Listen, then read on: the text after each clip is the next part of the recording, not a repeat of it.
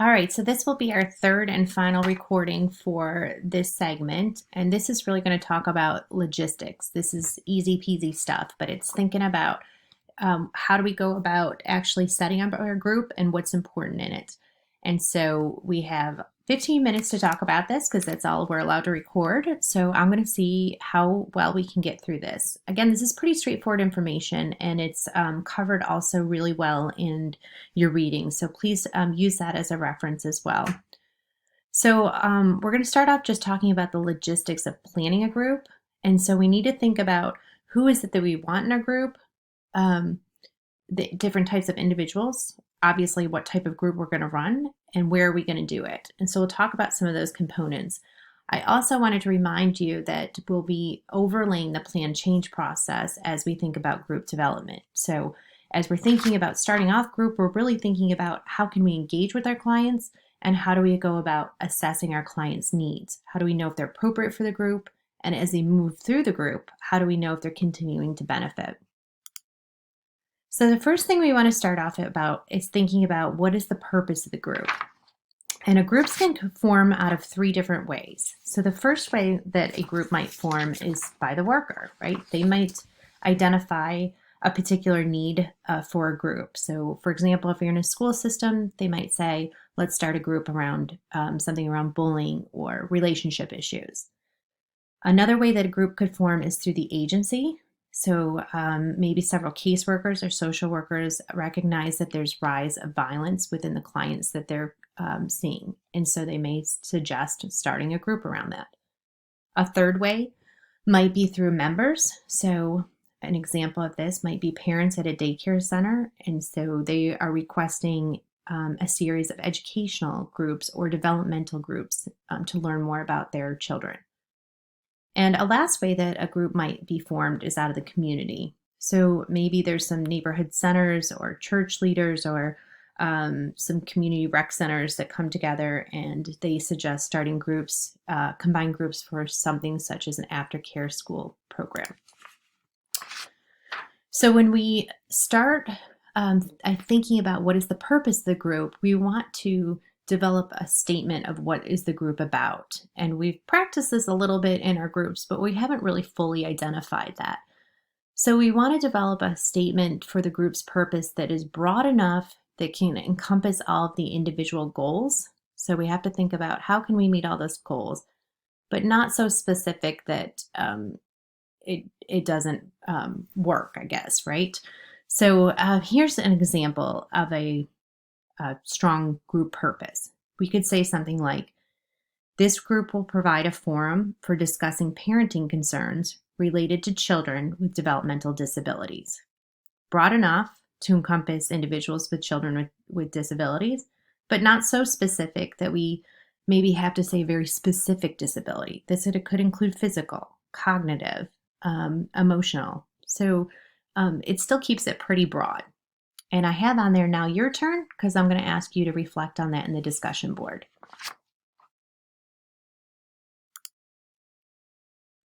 Okay, when we share the purpose of the group with our members, we want to ensure that we're using positive language, or as we're developing a purpose that we want to share with promoting our group. Ensure that we're using strength-based language, language that doesn't use a lot of acronyms or jargon. And as we introduce the purpose to the group, we want to ensure that our members understand why it is that they're there and what they hope to seek out of that. So we've asked our group members sometimes, what do you hope to achieve? What are your goals? And so it's helpful sometimes to get them to restate that in their own words. Sometimes this can help you as a group leader also identify perhaps the individuals are not appropriate for the group.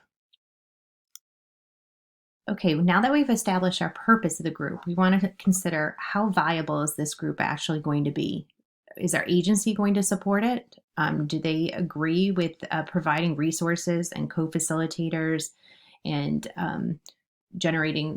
supporting the cost for the group? So that's one step. The second step too is how likely is it that we're going to be able to find members to support the specific purpose or goals of this group? So again, we don't want a group to be so specific. For example, if we looked at something like a sex trafficking group or a pregnant teenager group. Those are pretty specific. And so if we're looking at Newport News, how many teenagers in different school systems are pregnant? And then how are we going to get them all together in a group? So those are logistics that we might want to think about. Instead of calling it a sex trafficking group, perhaps we call it a trauma-informed group. And so that could encompass a lot of different forms of trauma. Or if we're thinking about pregnant teenagers, maybe we begin to think about, again, maybe relationships or a parenting group more generally.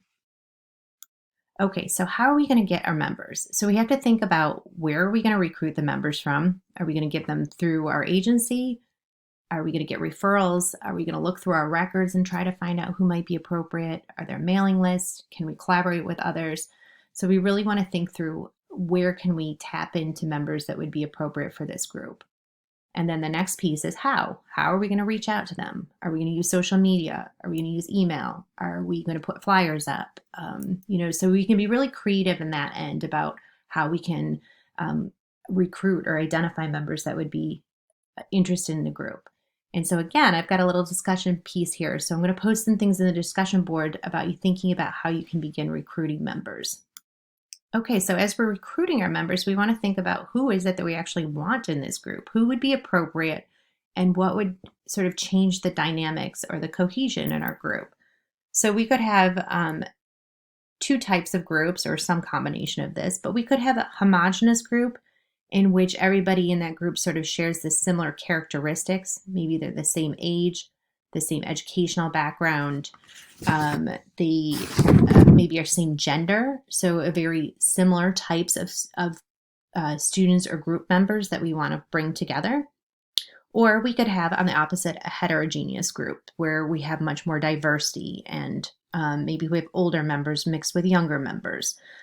There's no right or wrong necessarily to this, but you're going to get different results. So homogeneous groups, you might get more of that group think. Heterogeneous groups, you might get, some mix of member experience, but that, again, might be positive or negative. So we just want to think about, what are the benefits of having a similar type of group versus not one that's so similar. We want to think about the composition of the group. How big of a group do we want to have? If we're doing an education group, certainly it's great to have, 15, 20 persons in the room. If we're doing a smaller process group, you're already starting to identify, when we have a small number, it's easier to process. A typical positive group size is somewhere between 5 and, I would say, 8. And what our goal is probably to reach about 7 or 8 members, but also recognizing that as we set up groups, we may experience some attrition, right? Meaning that some members might not show up. They may not follow through, they may drop out. And so if we reach a little bit larger, we can aim for that smaller group size that's sort of ideal in terms of processing. And then the next piece is open versus closed. And George, I'm going to have you listen here because this was one of your questions. So an open group is exactly kind of what it means, is that individuals can come and go as they desire, right? So we could, if we're looking at relationship skills in the school system, we could tell members that they can come anytime that they want, and we maybe start in January and finish in May, because that's the end of the school year. But there's no set rule that says you have to come to a certain number of groups. So it's kind of more fluid. And this, some of the benefits of this is that you get some different perspectives. You get some members who've been there for longer periods of time that can inform and educate the new members. But also it might disrupt some of the confidentiality or privacy. Maybe you're not as willing to share information. As opposed to a closed group is exactly what it says. You start with a certain number of group members. So we start with 7 group members, and it's a very time oriented. So we're going to do 6 weeks of this particular group. We start at point A, end at point B, and we continue with all the same members at the same time. And those have some benefits as well, because you can certainly grow with your group members. There can be more challenges sometimes as well, because you can maybe service less members. So if you start off with 7, a couple drop out, 6 weeks, you have to wait another 6 weeks to add another member. So that can be a challenge as well. All right, so a few other areas of logistics, and these really tie into that last group paper. So be kind of thinking about how are you going to recruit members, what members are you going to have, and then thinking about the environment. Where are you going to host this group? And oftentimes groups are in localities that are convenient, such as community centers, schools, churches. But think about what does the context of the group tell you. So if you're having a school group about bullying and you're meeting after school and everybody sees those kids go into that room, they all know that's the bullying group, as opposed to maybe doing it in a community center or neighborhood recreational center that's more neutral. We want to think about the start and end time of a group. Typically about 45 minutes to an hour is the max time. Again, we want to think developmentally. Younger kids, maybe not so long. Adolescents or adults can certainly go 45 minutes. How do you want to set up the room? Are we doing it in a circle? If you're doing education, maybe it's more classroom style. What other sorts of support systems might you need? Do you need snacks? Some incentives? Transportation might be a really big one. Maybe we need to think about providing childcare for members so that we can limit some of the barriers in terms of how they can get to group. Okay, so once we've decided on what our group topic and the purpose is going to be, who's going to be our members, and where we're going to hold the group, we want to ensure that we do a good job of orienting our members. Sometimes it's nice to be able to do this on intake. So before they actually join the group, talk to them about what the purpose is, ensure that they're appropriate for the group. But we also want to ensure that we're doing this as, particularly with an open group, as new members are coming in and out, that we're ensuring that they're oriented to the group process. What are the expectations? Ensuring that they can contribute. And we have ensuring that we do introductions, and we talked about doing some icebreakers or some types of check-in at the beginning of a group process. We want to ensure that we're setting goals. So we as workers, social workers, are going to have some goals that we want to ensure that are accomplished. So we may have, as we talked about, an agenda going into a meeting, or we also have the overall, what is our overall goal at the end of this group? How do we know that our members have been successful?